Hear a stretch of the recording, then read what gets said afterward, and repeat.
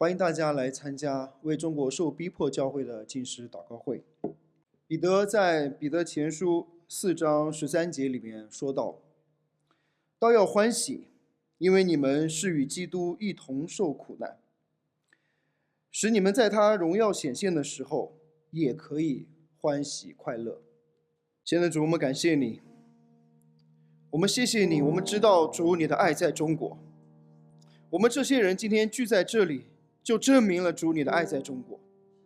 主啊，你把我们从万人当中拣选出来，你拯救我们出来是有目的的，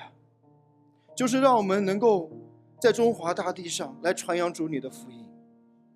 可是主啊，我们看到在这片土地上有多少的艰难，多少的逼迫，多少的压力。可是我们看到主耶稣基督，你的宣教士们，你的神国的精兵们，他们一批一批的来到中国，他们就是要把主你的爱能够传递到这片土地上。主啊，我们知道主你从来没有放弃过我们，我们知道你的爱不离不弃，我们也知道即便我们有艰难，有困苦，有逼迫，那这一切都不能使我们与基督的爱隔绝。主啊，我们相信当我们来到你面前，真心诚意的来向你祷告的时候，你就必定会来纪念主你的工作，你就必定会垂听我们的祷告，也会来安慰那些在捆锁当中的肢体。主，我们今天在这里并不是偶然的，我们愿意献上我们的一生来奉献，来跟随你，就求你使用我们，使用我们的祷告，因为我们相信祷告是你给我们的权柄，我们相信祷告的力量，我们相信我们所打的这场战争是一场属灵的战争，我们是在与那天空属灵气的恶魔来征战，那祷告就是我们征战的兵器。我们相信当我们来到在你基督里来一起同心合一祷告的时候不管我们是在线下，是在世界的各地，是在线上，当我们同心合意奉你的名祷告的时候，我们就是对这个世界来宣告：耶稣基督你是主，耶稣基督你已经得胜了，你的国已经降临了。我们祈求你的国完全的降临，我们盼望耶稣基督你的再来。但是我们今天还活着的时候，就求你帮助我们，让我们可以能够来坚守住你所托付给我们的使命，让我们这些活着的人，让我们这些没有受这个捆锁的人，我们可以来履行你给我们的使命，来完成你给我们的托付，就是把福音传向地极。感谢主，愿你祝福我们今天的祷告会，祝福我们从开始到结束，你的圣灵都大大的充满我们。愿你的圣灵与我们同在，与我们线上的每位弟兄姐妹同在。虽然我们现在没有办法面对面，但是我们知道我们在你里面，我们都是一家人。我们也相信你在高天之上必定会悦纳这样的敬拜和赞美。感谢主你的恩典与我们接下来时间同在。我们这样同心合意祷告，奉主耶稣基督宝贵的名求，阿们。接下来我特别想要请北京锡安教会的代理的主任牧师龙祥牧师来为我们来宣读我们这个祷告会他的这个倡议书那也请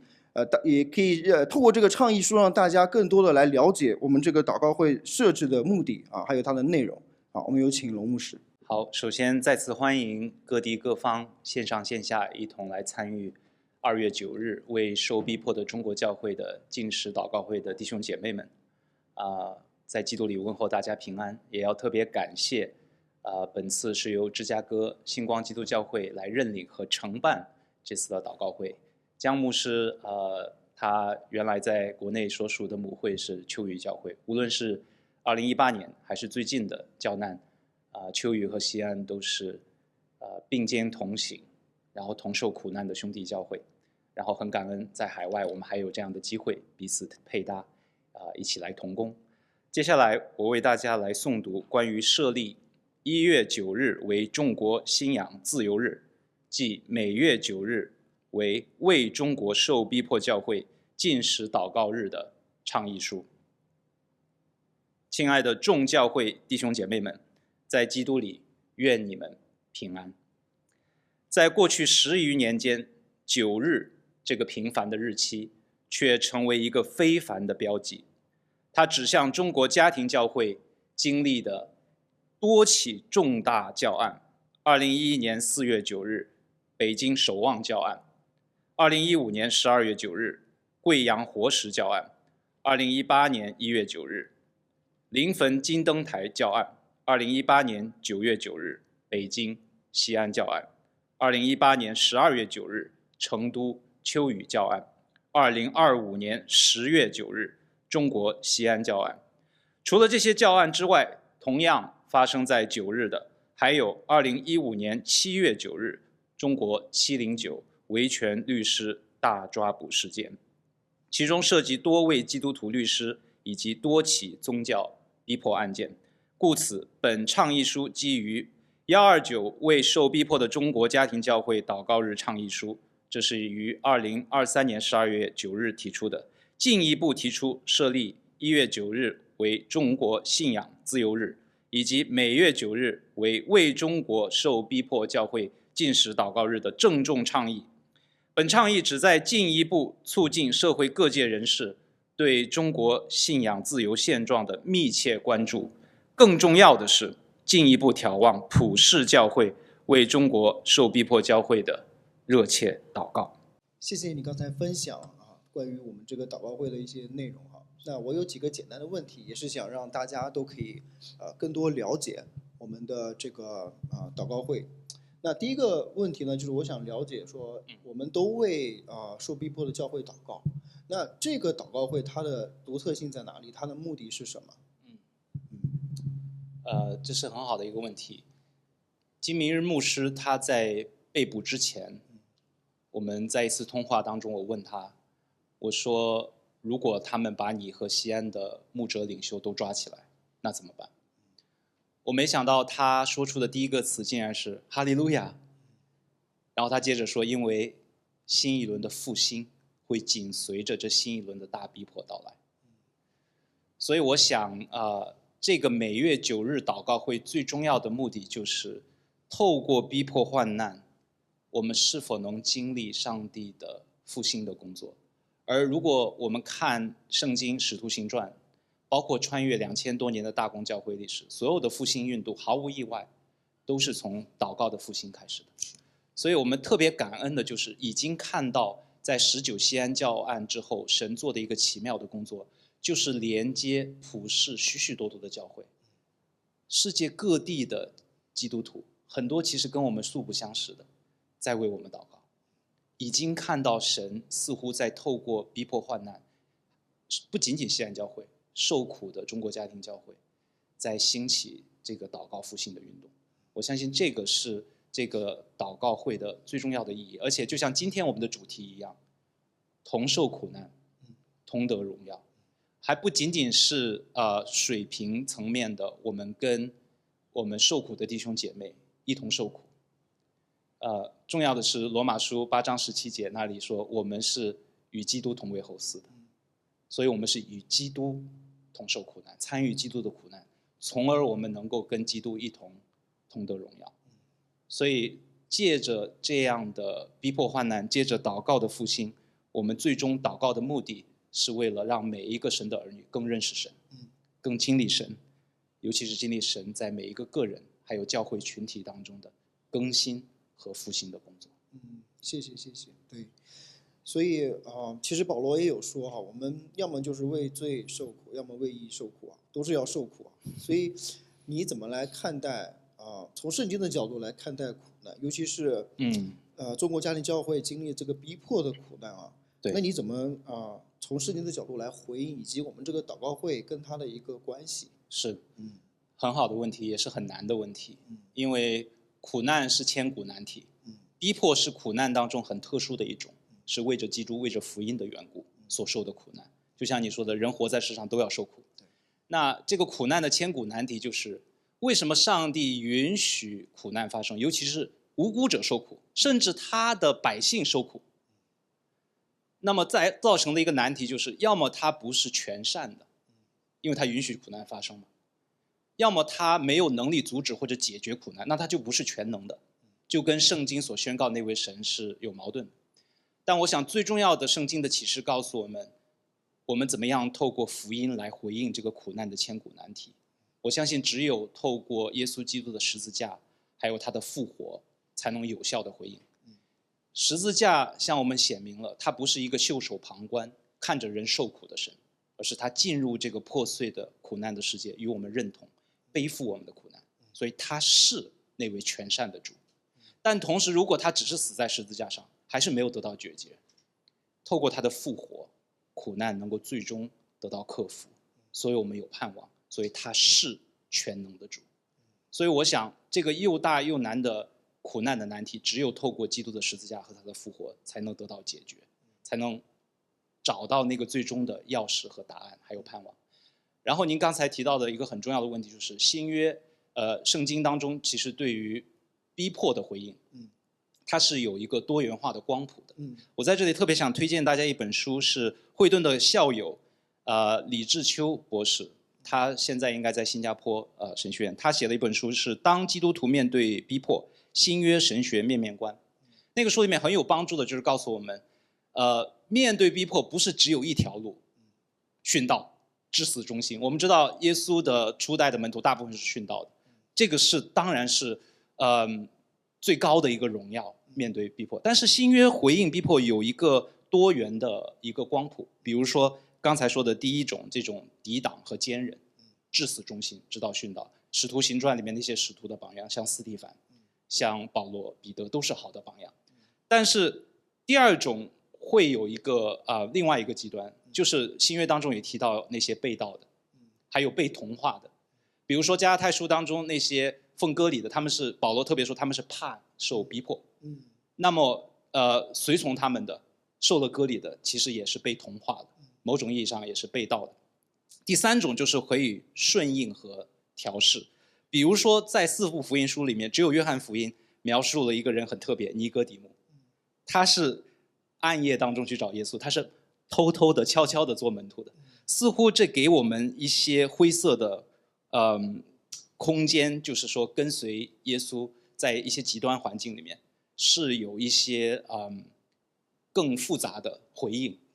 存在的。所以这给我们一个提醒，就是当我们面对逼迫的时候，我们不要把某一种的我们个人认为的回应把它标准化、绝对化。比如说中国传统家庭教会面对逼迫认为的标准答案就是默然不语，默默受苦。所以锡安教案之后，其实存在一些非议和批评，就是哎呀，为什么锡安教会要输诸媒体，要输诸法律，甚至引起政界的关注。我想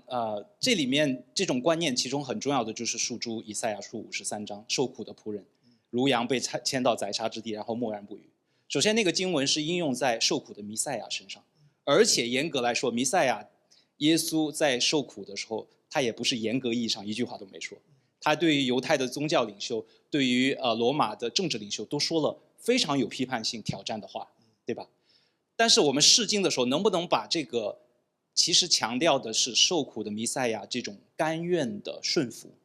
默然不语是表达他甘愿的顺服，像那个羔羊一样，直接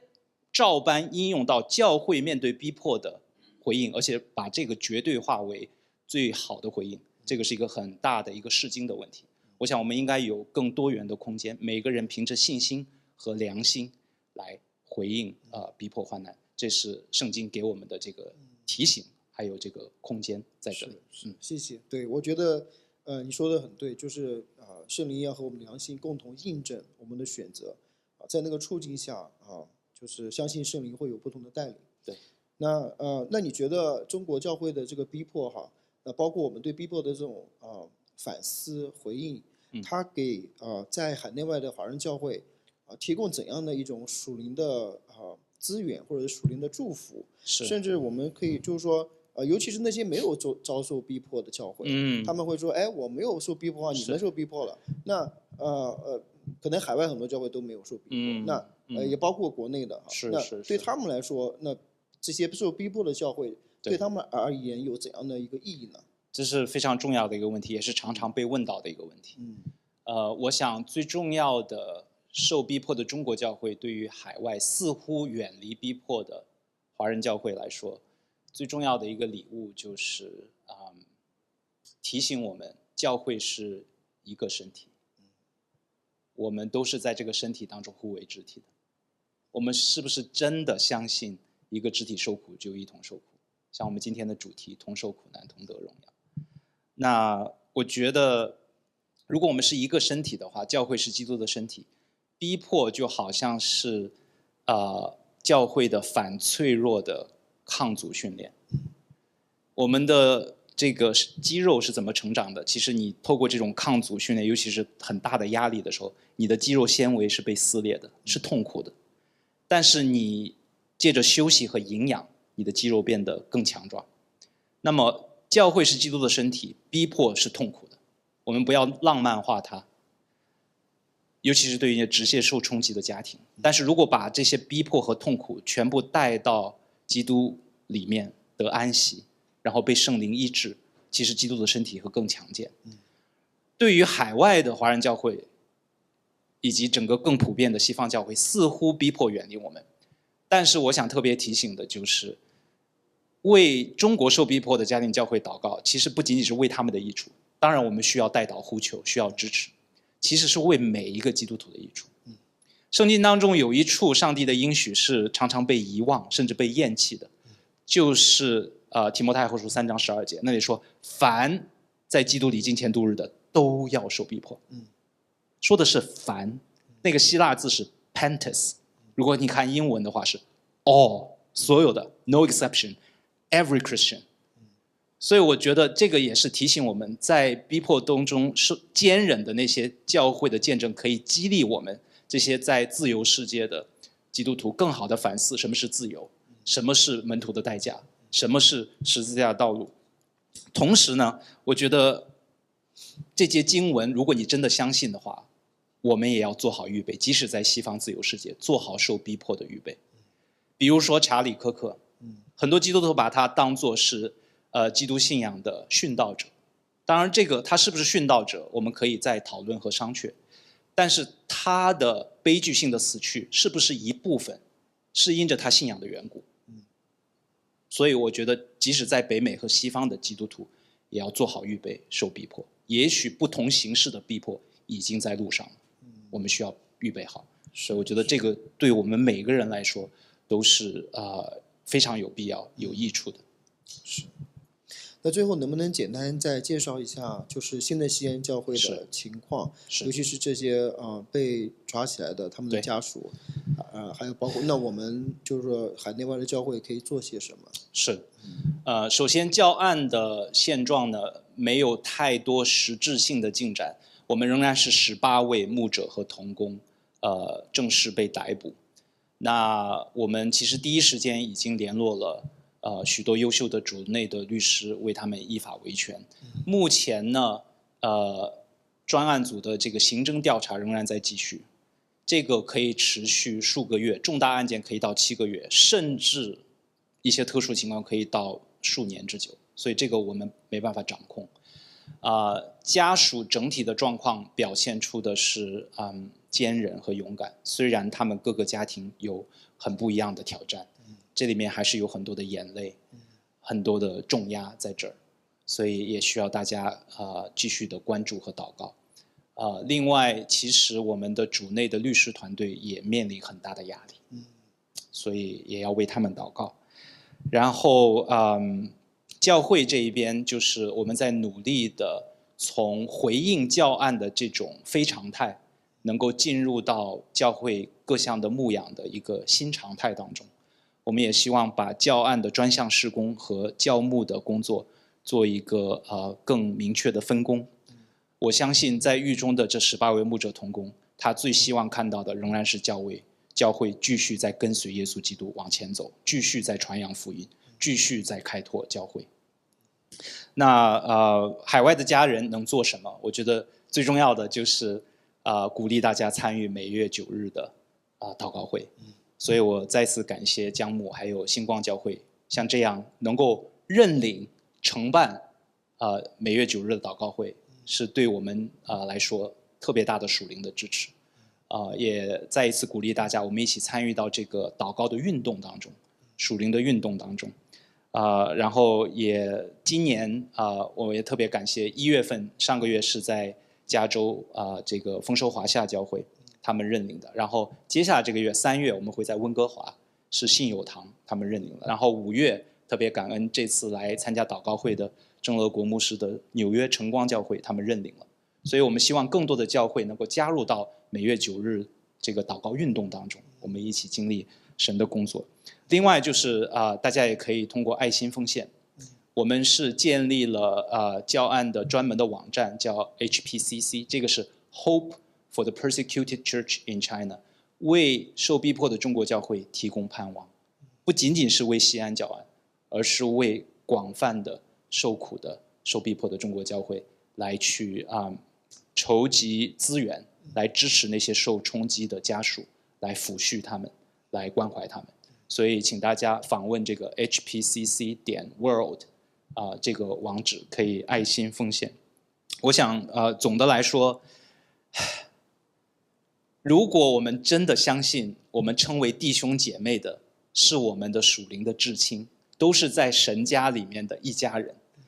我相信这个问题的答案其实应该是在大家那里，不是在我这里，而且这个答案应该不难找。做类比的话，如果是你血缘的至亲，你的父母、你的孩子在受苦，你会做什么？这个问题甚至都不需要问，因为你早已经开始行动了。那么同样，如果我们真的把耶稣所说的谁是我的母亲，谁是我的弟兄姐妹，凡遵行我天父旨意的就是我的家人，是我的属灵至亲的话，你会凭着你的感动已经开始行动。所以再一次感谢海内外的家人对我们的支持、关注还有带祷。谢谢龙牧师。主啊，我们来到你面前，我们来向你祷告。主啊，你知道我们都是软弱的人，我们面对逼迫、面对患难，我们就害怕，我们惧怕。主啊，我们承认我们惧怕，但是主，你的福音远远的胜过这一切，你的恩典也远远的超越这一切。主啊，你让我们就坦然无惧的来到你的施恩宝座前，来祈求你的怜悯，祈求你的恩典。主啊，我们相信你的恩典是够我们用的，你的恩典也够那些被捆锁的弟兄姐妹他们用。主啊，也求你的恩典大大的来赐福给他们。主啊，使他们真的是不管是在怎样的一个处境当中，他们的心里面有从你而来真实的盼望，使他们在做监的时候给我们也带来安慰。主要让我们知道说，我们这些有自由的人，我们还在外面的人，我们该如何的和他们一起来同工。主要我们现在就是借着祷告一起来同工，因为我们相信这祷告是超越了时空的是我们相信超越这些捆锁的。世界上没有任何的政权，没有任何的势力能够来限制我们的祷告。当我们在祷告中一同来同工的时候，我们就相信魔鬼撒旦他就已经失败了。求你帮助我们，让我们看到这祷告的力量，也让我们透过祷告，我们求你的圣灵也赐下安慰的带来这样的这种平安能够在他们的心里面。主要让我们可以一起的在你面前来呼求阿爸父。主要感谢你，愿你祝福我们接下来的祷告。我们这样同心合一祷告，奉主耶稣基督的名求，阿们。主啊，我们特别来为西安的弟兄姐妹来祷告，我们特别为这18位被关的牧者同工弟兄姐妹来祷告，特别为他们的家属孩子来祷告。主啊，我们知道他们与家人分离他们现在的心情，主要我们很难去想象，他们也不知道外在发生了什么，他们处在一个完全信息封闭的空间。但是主啊，我们相信他们能感受到来自弟兄姐妹的爱，来自我们的祷告，来自你圣灵的关怀。主要我们也向你来祈求，求你亲自的来安慰他们，因为我们知道我们人的安慰都是有限的，我们的人的安慰没有办法能够使他们得到安慰。但是主，你的安慰是真的安慰，你的平安是真的平安。就愿你把你属于你的平安赐给他们，使他们无论在怎样艰难的环境当中，都充满着喜乐，都充满着你的平安。我们也特别为中国家庭教会这持守福音的意向来向你献上祷告。主啊，我们知道我们所宣讲的就是那保罗所说的那耶稣基督并他所定的十字架。愿我们每一个弟兄姐妹身上我们都带着这十字架的印记，无论走在哪里，我们都高举十字架，无论我们或活或死，我们都是主的人。就求你帮助我们能够高举耶稣基督你的福音，你的十字架。主啊，我们也特别为这些律师团队来祷告。主啊，我们知道保罗他说他要上告于凯撒，可是我们知道他上告于凯撒并不是为了他自己。主啊，我们知道他要上告于凯撒是为了要公开的来宣扬耶稣基督你的福音，主啊，是为了要公开的来见证你福音的大能。主啊，我们也相信我们们知道在中国这样的一个体制当中，我们上告于凯撒，我们得不到什么结果，我们可能还是会被判刑，还是会坐牢。但是我们的目的不是为了说我们要好像要在这个坐牢上面，或者在政治上面，或者在这个国家上面，我们可以得到什么好处。我们的目的就是为了来展现你福音的大能，我们就是要在众人面前来做见证，要高举耶稣基督你的名。就求你赐下智慧赐下合一，在这个律师的团队当中帮助他们前行，让他们知道哪怕在这个打官司的过程当中我们可能会失败，但是我们只要宣扬了耶稣基督你的福音，我们就是成功的。主啊，感谢你，愿你来纪念，愿你来祝福，保守我们接下来的时间。我们将同心合一的祷告，奉主耶稣基督的名求，阿们。亲爱的主，我们再一次来到你的面前，向你来祷告。主啊，我们感恩我们有这样的牧长，包括孩子的牧师王一牧师，他走在我们的前面，作为我们的牧者，在我们前面做了很美好的榜样。主啊，孩子感恩我有这样的榜样，有这样的牧者在我的生命当中来牧养我，来帮助我，让我能够看到主你的恩典是何等的奇妙，也看到主这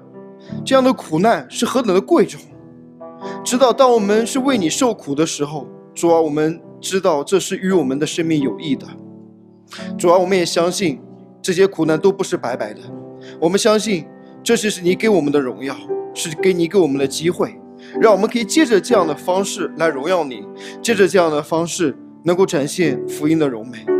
也正是在这样的苦难当中，主，我们知道你福音盼望的真实。主啊，我们就特别为秋雨圣约教会的这些牧长同工来祷告，对每一位的被关在监狱的、被关在看守所的同工来祷告。主啊，我们相信你的圣灵与他们同在，我们相信主啊，你的安慰与他们同在，我们相信他们已经准备好了，他们已预备好，他们也知道他们在时刻的准备着这一天的来临。主啊，这是他们受难的日子，受苦的日子，但同时也是得荣耀的日子。就求你来帮助他们，也特别为那些在监狱外面的这些他们的家属、他们的孩子来祷告，求你亲自的来安慰他们。他们在生活当中可能有很多的需要，可能要带孩子，可能要工作，可能要他们失去了这个丈夫的陪伴和支持，这个日子会过得非常的辛苦。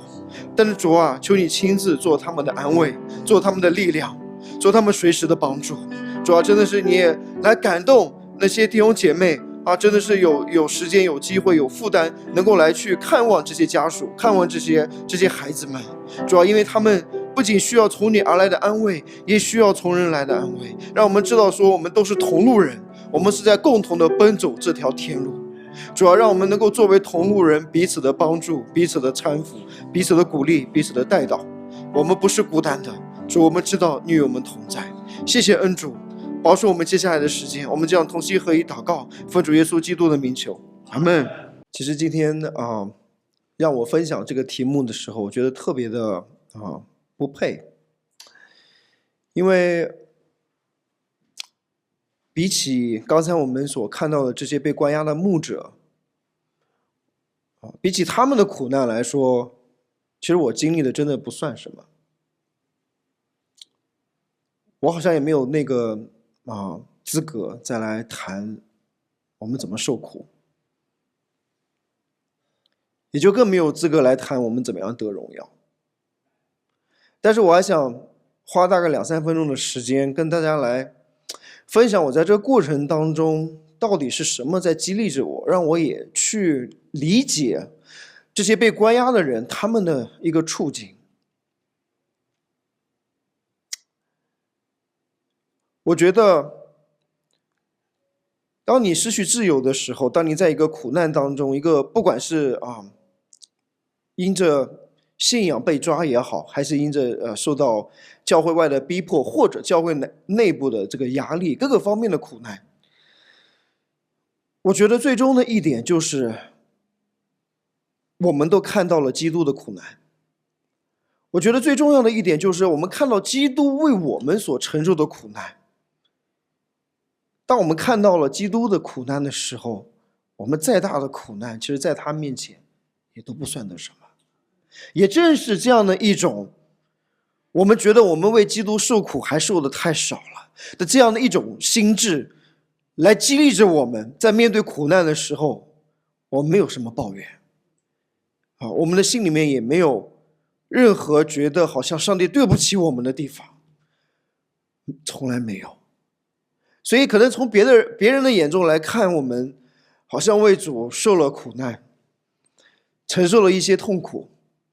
可是对我自己来说，我从来没有觉得好像我为主做了什么，或者受了多大的苦。因为跟耶稣基督为我所付上的代价来说，我真的都不好意思说我为主受苦。所以我相信，一方面我们作为弟兄姐妹，我们来去纪念我们这些受苦的弟兄姐妹这些牧者，我们来去甚至可能也会有羡慕他们所遭遇的这些事情，或者怜悯，或者同情，或者怎么样吧，各种各样的声音都有，甚至有指责的，说就是你们自找的，什么样的声音，什么样的意见都有。可是我相信，那个正在苦难当中的人，当他深深的知道他现在所受的苦是为了基督的缘故而受的时候，其实他所得到的认同和安慰，完全不是来自于任何人，也不是来自于这个世界给他们的评价，因为他们知道，当他们在受苦的时候，他们就是为了基督。我相信，当我们每个人有这样的心智的时候，不管你是因着逼迫也好，因着家庭的这个夫妻的关系、养育儿女，或者你的工作的难处、人际关系的难处心理健康的这种难处，可能有各种各样的苦难，各种各样的难处，我们都会经历，只是不一样而已，种类不一样。但是当我们真的知道说我们的生命是属于主的，我们为了主而受苦的时候，我们就是真的可以得到从主来的荣耀。所以我们从来不去夸这个苦难，好像说我们大家都去，好像是一种这种英雄主义式的，为了这种理想主义式的这种抱负，实现自己的价值。No， 不是的，我们不是去夸耀这些，我们要夸耀的唯独是耶稣基督和他的十字架。我们在苦难当中所彰显的，也是耶稣基督他为我们所付上的代价。而我相信，当我们这些被关的这些牧者同工，他们在监狱当中，在失去自由的时候，他们在艰难当中的时候，他们可以听到从主来的声音，就像希伯来书里面所说的一样，补满了基督患难的亏欠。当他们知道他们现在所受的苦是与基督一同受苦的时候，我相信这就是对我们最大的安慰。所以其实我在被关押的期间，我也是有这样的同感，就是其实那个时候我不需要大家的怜悯，不需要大家的赞美，也不需要大家好像同情，我需要的就只是从主来的认可，因为我知道我在与主一同受苦，那么就与主可以一同得荣耀。而当我们可以这样做的时候，我们每一个基督徒我们每一个弟兄姐妹，我们都可以和基督一同受苦，一同得荣耀并不是非要以坐牢的方式，但是这条路，十字架的路，是我们每个人都要走的，这是耶稣自己说的我们每个人都要背起十字架跟随主，不然的话我们不配做主的门徒。感谢神。我希望这样的意象引领我们，有一天我们见主的时候，我们可以像保罗所说的，我们这一生从来没有违背那从天而来的意象，而这个意象就是十字架的道路。求主赐下这样的意象，让我们坚守这样的意象，相信这一条路是主所蒙福的路。我们一起再一次的起立来唱主是我意象。这是我们最后在这个祷告会当中最后一次我们大家同声祷告。我不知道我们这样的最后一次的同声祷告是不是只是今天的最后一次，还是说以后有可能我们真的就是最后一次呢？我们不知道明天会发生什么，我们也不知道我们下一次的聚集网络是否还会通畅，我们也不知道在线上的弟兄姐妹下次是否会参加。也许真的这就是最后一次，我们大家一起开声来祷告。其实想到这里的时候，你知道，我就突然感受到说，为什么原来我在中国大陆聚会的时候，我们可以聚3个小时，但是我们还舍不得啊。这是我来到美国第一次聚会2个半小时，可能大家就觉得很忙很累了，我能够理解。但是我知道为什么在那个处境当中聚会3个小时大家还很不舍，因为我们真的不知道那是不是我们最后一次聚会。所以我想邀请我们线上线下所有的弟兄姐妹一同开口。如果你可以打开麦克风，你也可以来开口，我们大家一同开声来祷告。我们抓住每一次可以在一起祷告的机会，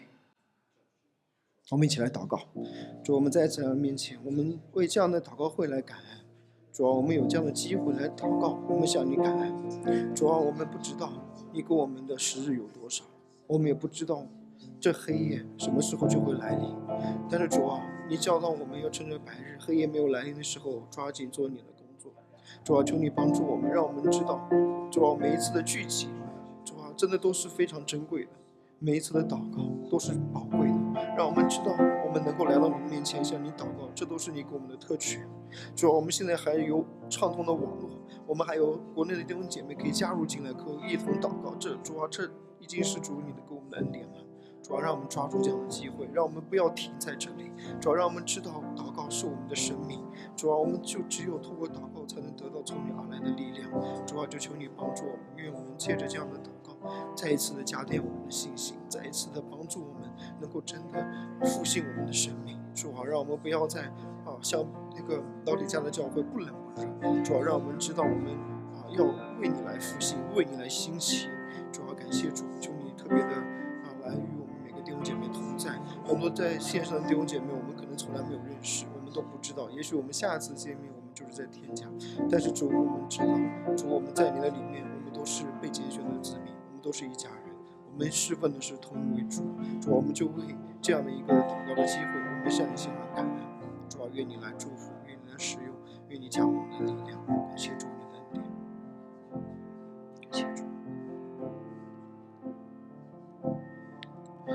我想最后我们请线上线下的弟兄姐妹一起用主祷文来结束。虽然我们在不同的地方，我们有不同的处境，来自不同的地区，我们可能有些人彼此的不认识，但是我们知道一件事情，就是我们都在服侍同一位主，我们在供诵同一个主祷文。有一天我们在天上的时候，我们仍然侍奉的是同样这位主。也正是因为这样，同一位主耶稣基督把我们联系到了一起。愿我们每个弟兄姐妹都可以在基督里，让我们的祷告不停止于此，让我们的祷告继续下去，让我们这个祷告会只是一个开始，让我们的生命充满的是祷告的生命，让我们知道只有透过祷告，我们才可以得到属灵的从神而来的力量。感谢主，我们请我们每个弟兄姐妹，我们来共同来诵读主祷文。主耶稣基督教导我们祷告说，我们在天上的父，愿人都尊你的名为圣，愿你的国降临，愿你的旨意行在地上，如同行在天上。